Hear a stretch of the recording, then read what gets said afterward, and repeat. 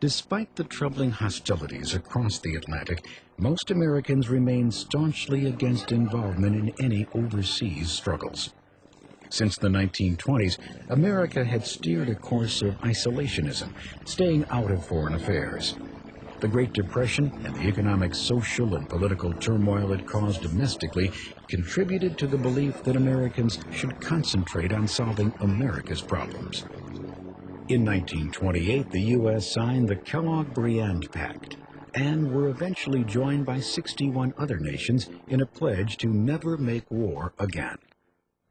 By 1930, rumors spread claiming that bankers and munitions dealers, anxious to turn a quick profit, had dragged the United States into World War I.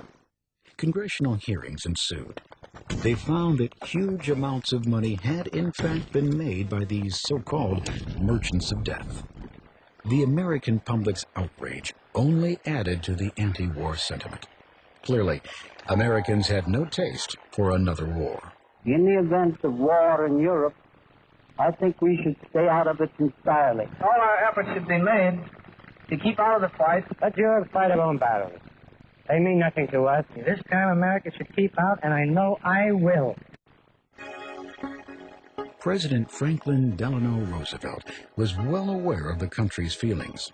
In 1935, Congress passed the Neutrality Acts, stopping the sale of arms or loans of money to nations at war.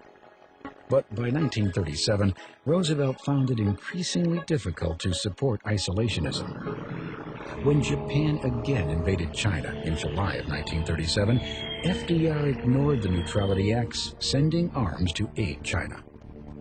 Flooded with protests accusing him of leading America into war, FDR backed off, while tensions mounted in Europe and Asia.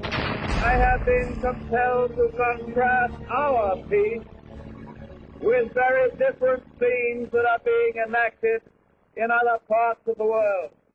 In contrast to the turbulent events occurring overseas, America was at peace. The country was climbing out of the Great Depression, and people were beginning to again enjoy the fruits of a prosperous society.